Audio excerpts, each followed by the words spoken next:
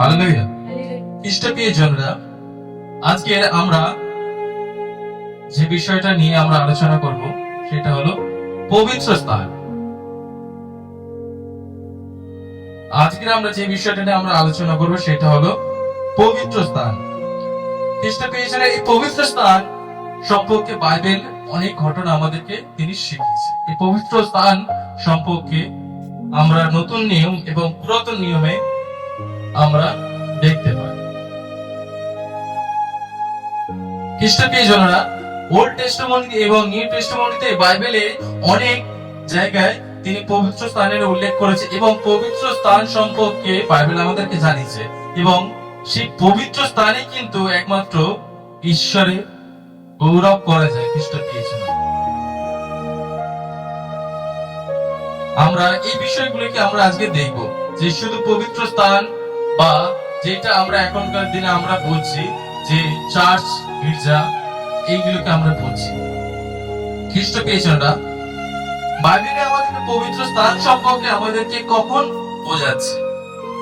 আমরা যদি যাত্রা পুস্তক তার 3 অধ্যায় 5 পদ দেখি, সেখানে বাইবেল আমাদেরকে শেখাচ্ছে পুরাতন নিয়মে পবিত্র স্থান বলতে সমাগম তাম্বু ও পরে মন্দির বোঝানো হতো, যেখানে ঈশ্বরের মহিমা প্রকাশ পেত। খ্রিস্টপ্রিয় জনরা, ঈশ্বরের সেই পবিত্র স্থান বা ঈশ্বরের সেই উপস্থিত স্থানকে বোঝানো হতো।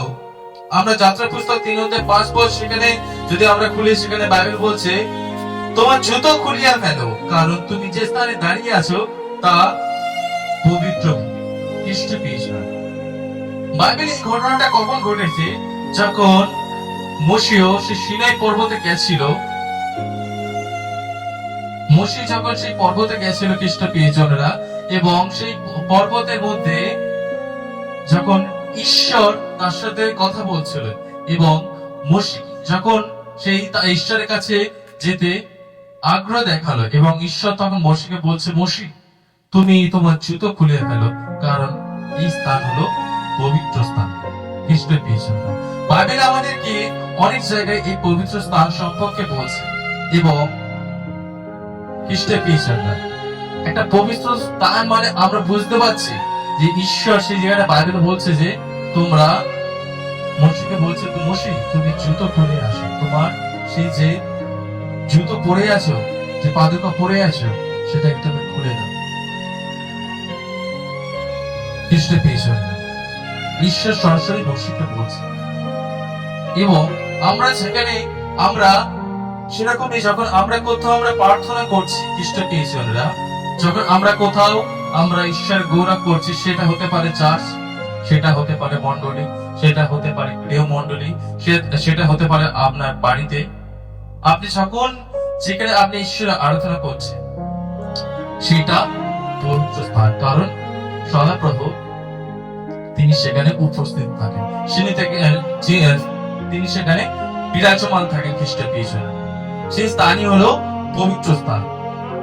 এবং মোশিকে যখন বলছে, সেই মোশি তুমি যখন এখানে আসছো, তোমার সেই জুতো তুমি আগে খুলে দিয়ে আসো, কারণ এটা তো পবিত্র স্থান। খ্রিস্টপ্রিয় জনরা, আজকে আমরা যখন এই পবিত্র স্থানে আমরা আসি, আমরা যখন এই পবিত্র স্থানে আমরা সবাই একত্রিত হই, আমাদের সেই জুতো আমরা কি খুলে দিয়ে আসি?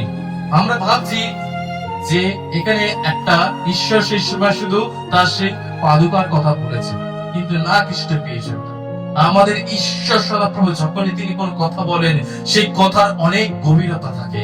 আমাদের ঈশ্বর যখনই তিনি কোন শব্দ তিনি মুখ থেকে বের করেন, সেই একটা হলেও সেই অক্ষরের অনেক গভীরতা থাকে। খ্রিস্টপ্রিয় জনরা, সেই সময় সে মোশিকে বলেছিল সেই পাদুকা খুলে আসতে, সেই জুতো খুলে আসতে। আমাদের জুতোর কাজ কি? আমাদের জুতোর কাজ কি?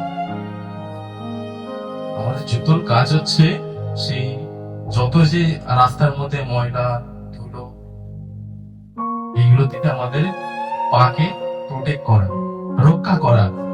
কারণ যখন আমরা খালি পায়ে আমরা নোংরা স্থান থেকে যাবো, সেই নোংরা থেকে আমাদের শরীরে সেই গুলো আমাদের শরীরে জড়ো হবে এবং আমরা তখন অপবিত্র হবো। আমরা তখন কি হবে? আমাদের রোগ আসবে আমাদের জীবনে। তো সেই ক্ষেত্রে আমরা কি করি? আমরা সবাই জুতো পরেছি, তাহলে সেই জুতো অনেক নোংরা থাকে না, সেই জন্য সেটা বাইবেল কি বলছে, অশুচিষ্ঠায় বলছে। ঠিক তেমন খ্রিস্টীয়রা আমাদের হৃদয়ে তো অনেক নোংরা থাকে, আমাদের মনেও তো অনেক নোংরা থাকে, আমাদের জীবনেও তো অনেক নোংরা থাকে।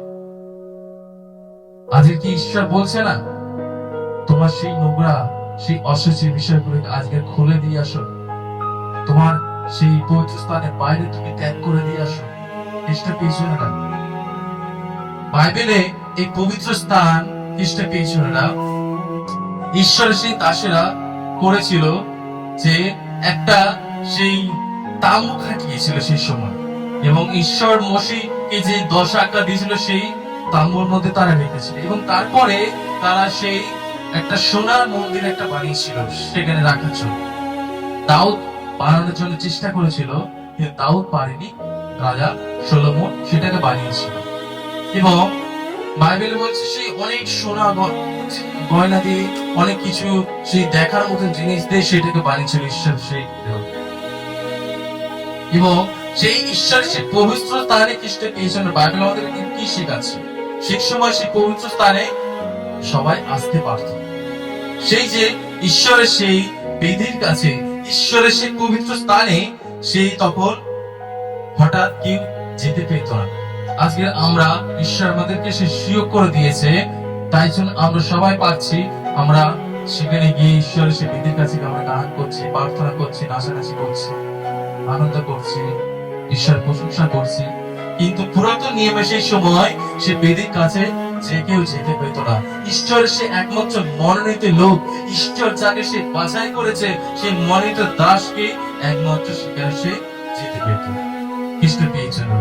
শুধু তাই না, বাইবেল আমাদেরকে শেখাচ্ছে সেই মনোনীত যখন সে দাস যেত, বা সে পুরোহিত, বা সেই সময় ঈশ্বরের সেই যে লোক ঈশ্বরের কাছে সেই মানুষের প্রার্থনাকে নিয়ে যেত, সেই সময় হয়তো হতে পারতো সেও কোনো পাপ কাজ করতো, কারণ মানুষ মারতেই পাপ কাজ করে। আমাদের বাইবেল আমাদেরকে রাজা দাউদ বলছে যে পাপে আমার মাথা আমাকে গর্ভে ধারণ করেছে, আমাদের রক্তের মধ্যে পাপ আছে। কিন্তু যখন আমরা ঈশ্বরের নামকে আমরা ডাকি, ঈশ্বর তখন আমাদেরকে পবিত্র করে। কিন্তু সেই সময় সেই যে পবিত্র দাসকে ঈশ্বর মনোনীত করতো, অনেক সময় হতে পারতো তারাও কোনো পাপ কাজ করে থাকতে পারতো। এবং বাইবেল বলছে আমাদের ঈশ্বর সদাপ্রভু হলো তিনি পবিত্র ঈশ্বর। বাইবেল বলছে আমি পবিত্র বলিয়া তোমরা পবিত্র হও। আমাদের ঈশ্বরের মধ্যে একটু বলে কোনো পাপ নেই। তো সেই ঈশ্বর পবিত্র ঈশ্বরের কাছে যেতে হলে কি হবে, আগে আমাদেরকে পবিত্র হতে হবে। এবং সেই সময় সেই যাজকরাও সেই সময় যারা পবিত্র ছিল, যারা ঈশ্বর যাদেরকে মনোনীত করেছিল, তারা একমাত্র যেত। এবং সেই যে লোকেরা যখন যেত, তাদেরকে কি করতো, তাদের সেই কোমরে একটা দড়ি এবং ঘন্টা বেঁধে দিত, দড়ি এবং ঘন্টা বেঁধে দিত।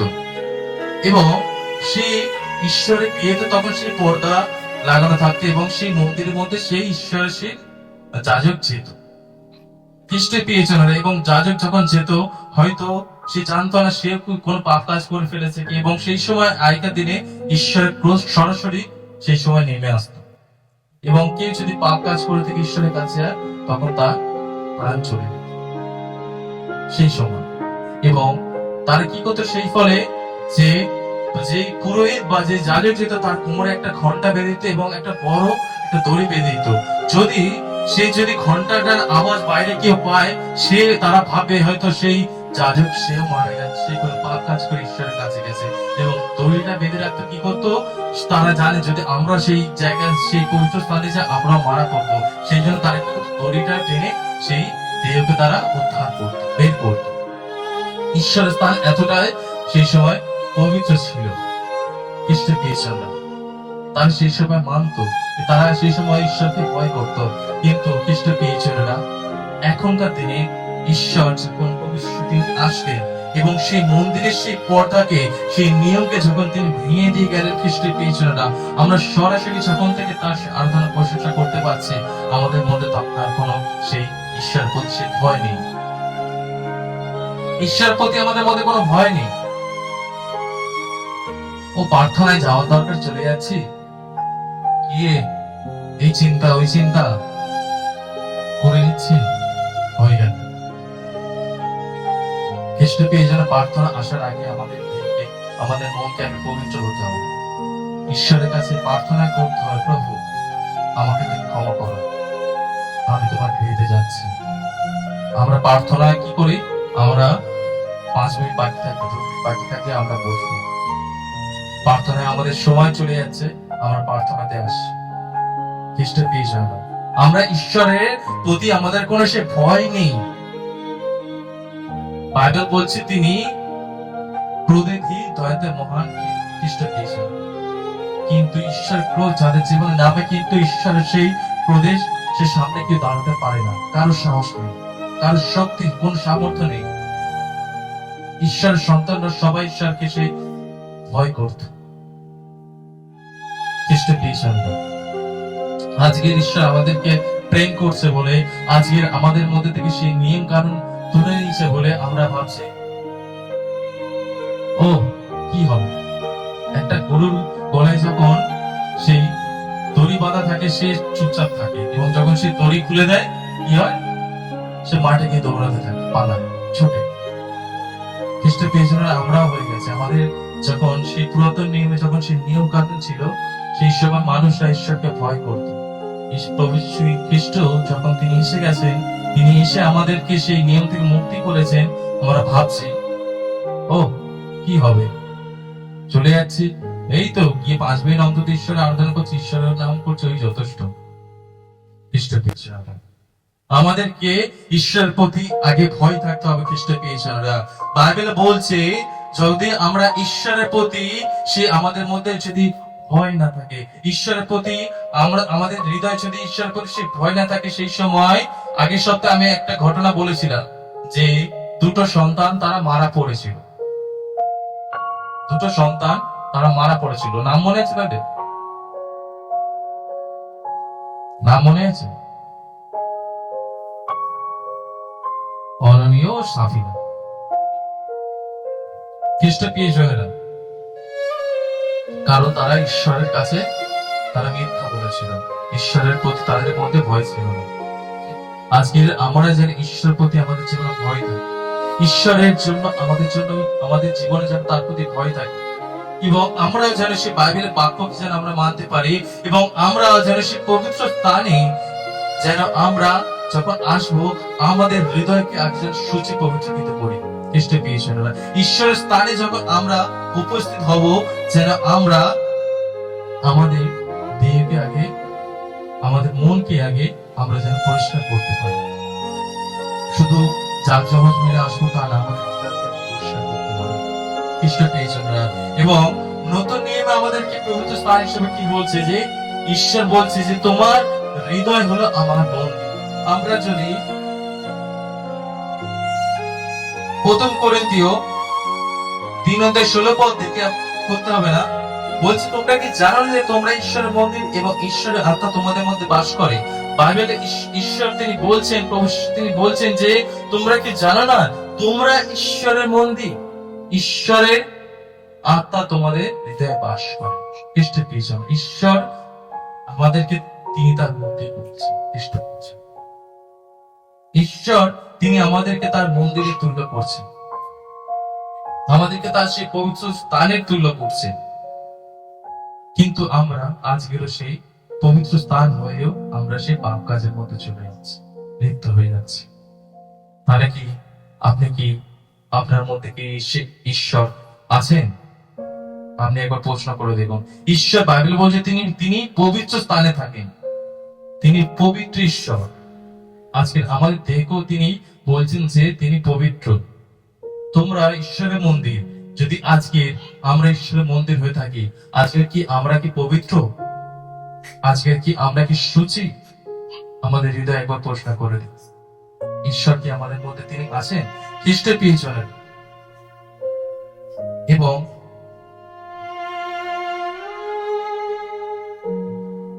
বাইবেলে বলছে যে কে তার সেই স্থানে যাবে। বাইবেল বলছে কে তার স্থানে যাবে, কে সে পবিত্র সে স্থানে, সে বেদির কাছে কে দাঁড়াতে পারে? খ্রিস্ট পেয়েছেন। আমি বললাম যে আগের দিনে যখন সে সময় সেই ঈশ্বরের দাসেরা মনোনীত দাসেরাই যেত একমাত্র। আমরা ঈশ্বরগীতা যদি 24-3-4 পদ দেখি, সেখানে বলছে কে তার স্থানে দাঁড়াবে, যে নির্দোষ হাত ও শুদ্ধ হৃদয় অধিকারী।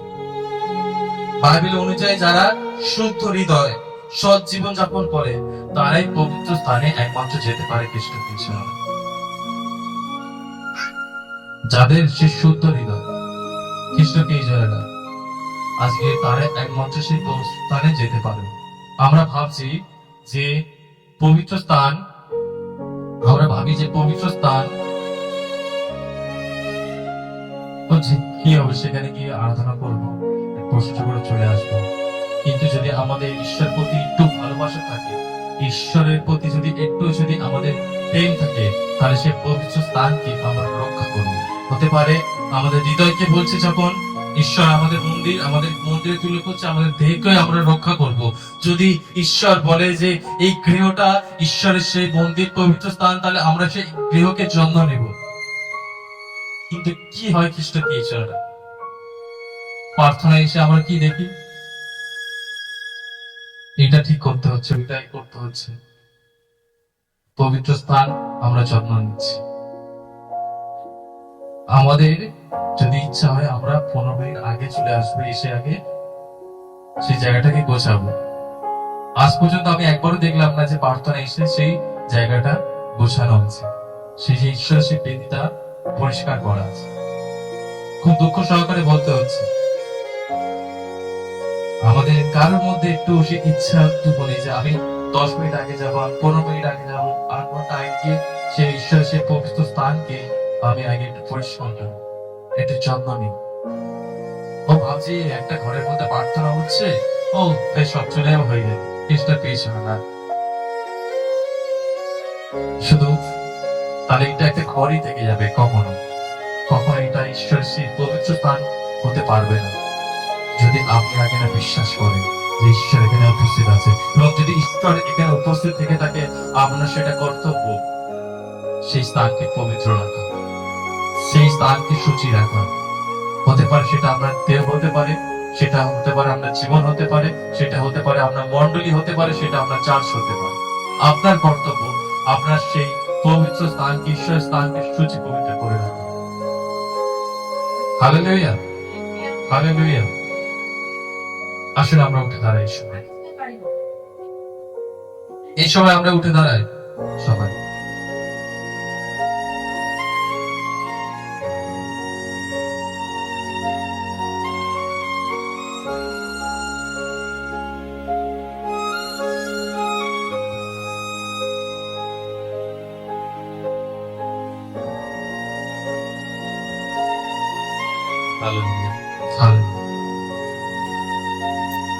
আসুন এই সময় আমরা শেষ গান করি, এই সময় আমরা শেষ গান করি এবং তারপর আমরা প্রার্থনায় যাব। সত্যি খ্রিস্ট পেয়েছ, আমরা শুধু এখানে একটা মন্ডলী চালাচ্ছি, কিন্তু খুব দুঃখ সহকারে বলতে হয় কারোর আমি এখানে কখনো একটা ইচ্ছা নেই একটু সেই জায়গাটাকে একটুখানি একটু পরিষ্কার করে রাখবো। এটা আমার ঈশ্বরের প্রিয়। রাজা দাউদ, তিনি একজন রাজা হয়ে তিনি কি করতেন জানেন? ঈশ্বর সেই গৃহকে তিনি পরিষ্কার করতেন, ঝাড় দিতেন। খ্রিস্ট প্রিয়জনেরা,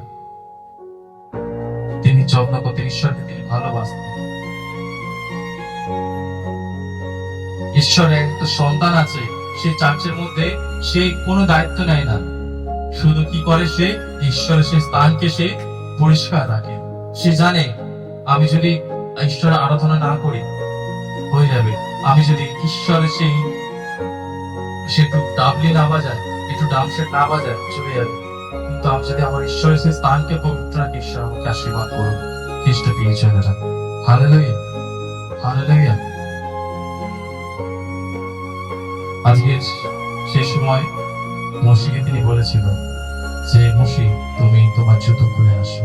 আজকে আমরা যদি পবিত্র স্থানে আসি, আমাদেরও সেই জীবন থেকে সেই জুতো যেন আমরা খুলে আসি। আমাদের সেই পাপে, আমাদের সকল হিংসা, আমাদের সকল চিন্তা, সকল সেই পাদুকা যেন আমরা বাইরে ত্যাগ করে আসতে পারবো। হালেলুয়া। तूने मुझे आगे पीछे घेर रखा है, अपना हाथ मुझे पर रखे रहता है। तूने मुझे आगे पीछे घेर रखा है, अपना हाथ मुझे पर रखे रहता है। तेरी आत्मा से भाग कर मैं कहाँ जाऊं, तेरी आत्मा से भाग कर मैं कहाँ जाऊं। तूने मुझे आगे पीछे घेर रखा है, अपना हाथ मुझे पर रखे रहता है। तूने मुझे आगे पीछे घेर रखा है, अपना हाथ मुझे पर रखे रहता है।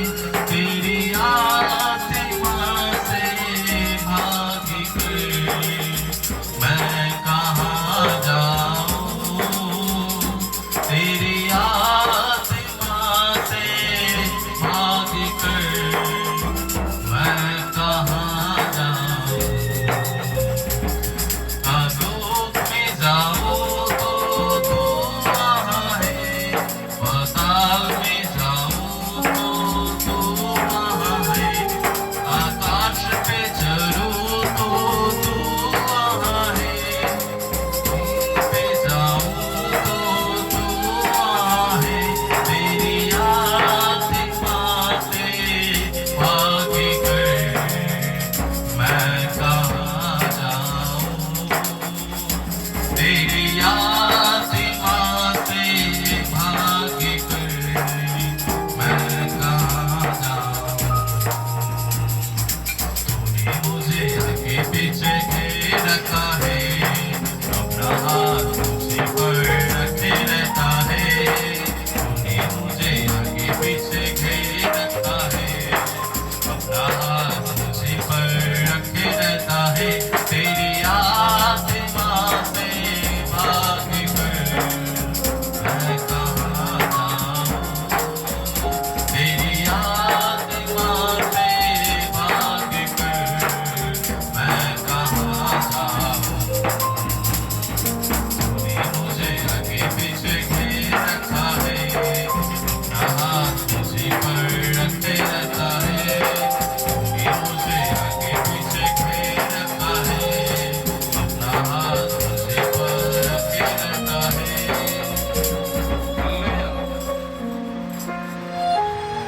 হালেলুয়া। খ্রিস্ট প্রিয়জনের আসুন আমরা এই সময় চোখ বন্ধ করি, মাথা নত করি এবং শেষ প্রার্থনা আমরা করি।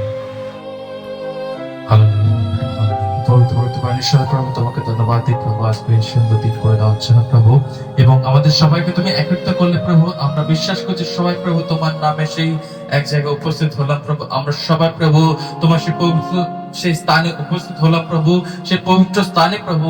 বিশ্বাস করছি প্রভু আমাদের হৃদয়কেও আজকে আমরা পবিত্র করতে পেরেছি প্রভু, আজকে আমাদের সেই মনকেও আমরা পবিত্র করতে পেরেছি প্রভু। কারণ তুমি বলেছো প্রভু, যদি আমরা যখন তোমার সেই বেদি সেই সামনে এসে দাঁড়াও প্রভু, যেন আগে আমাদের সেই সেই যার বিরুদ্ধে আমরা পাপ করেছি বা যার প্রতি আমাদের সেই রাগ আছে তাকে যেন আমরা ক্ষমা করে আসতে পারি প্রভু। তোমার কাছে প্রার্থনা করি আমাদের প্রত্যেককে তুমি সেই জ্ঞান বুদ্ধিতে আশীর্বাদ কর, বৃদ্ধি কর প্রভু। আমরা যেন সবাই যেন তোর বাক্য মতো চলতে পারি প্রভু, এবং সেই মিনিস্ট্রিকে যেন প্রভু আমরা ভালোবেসে চলতে পারি প্রভু। সেই মিনিস্ট্রির প্রতি যেন আমরা কিছু আমরা দায়িত্ব নিতে পারি প্রভু। সেই শক্তি আমাদের প্রত্যেকটা হৃদয় দাও প্রভু, প্রত্যেকটা জনকে দাও প্রভু যিশুর নামে পিতা। প্রত্যেকজনকে সেই দায়িত্ব দাও প্রভু যিশুর নামে, এবং সেই ইচ্ছা দাও যেন তারা যেন সে কিছু করতে পারে প্রভু। সেই ইচ্ছাটুকু দাও প্রভু, তোমার কাছে প্রার্থনা করি প্রভু। সেই সময় তখন প্রভু যখন তুমি সে পরিচর্যার কাজ করতে প্রভু, তোমার সে 12টা শিষ্যরা প্রভু তার আগ্রহ সহকারে তার সকল কাজকে তারা সেই ভাগ করে নিত প্রভু। আজকে সেই আমাদের সকল সেই বিশ্বাসীদেরকে সেই শক্তি দাও প্রভু, তাদের সেই ইচ্ছা দাও প্রভু। তোমার কাছে প্রার্থনা করছি পিতা, বিশ্বাস করছি আমাদের প্রত্যেকজনকে তুমি আশীর্বাদ করছো, প্রত্যেক সেই জনকে তুমি অনুগ্রহ করছো পিতা। বিশ্বাস করছি প্রভু আমাদের যা চা পাওয়া আছে তুমি তা দিচ্ছ প্রভু, যা দরকার আছে প্রভু তুমি তা দিচ্ছ পিতা। প্রার্থনা করে প্রভু এই সুবাস প্রভু সে এই কল্যাণপুরের জন্য, প্রভু এই কল্যাণপুরের প্রত্যেকটা বাসিন্দার জন্য তুমি আশীর্বাদ করো পিতা। প্রত্যেকজনকে তুমি স্পর্শ করো প্রভু, এবং তাদের মধ্যে যদি কোনো সমস্যা থেকে দূর করো প্রভু, রাখি পা রেখো প্রভু, আশীর্বাদ করো, তোমার অনুগ্রহে রাখো পিতা। বিশ্বাস করছি প্রভু এদেরকে তুমি আশীর্বাদ করছো, এদেরকে তুমি রক্ষা করো এই মানুষকে পিতা। বিশ্বাস করছি আমরা সকল প্রার্থনা তুমি শুনো পিতা। প্রথম থেকে শেষ তুমি ছিলে প্রভু, সকল কিছু তোমার সাথে পরিচালনার্থে প্রভু তাকে সবকিছু তোমাকে ধন্যবাদ জানাই প্রভু। বিশ্বাস করছি প্রভু আমাদের সাথে থেকে প্রভু, আমরা যেন সবাই সুস্থ সবল ভাবে যেন আমরা সবাই আমাদের নিজের স্থানে আমরা ফিরে যেতে পারি পিতা।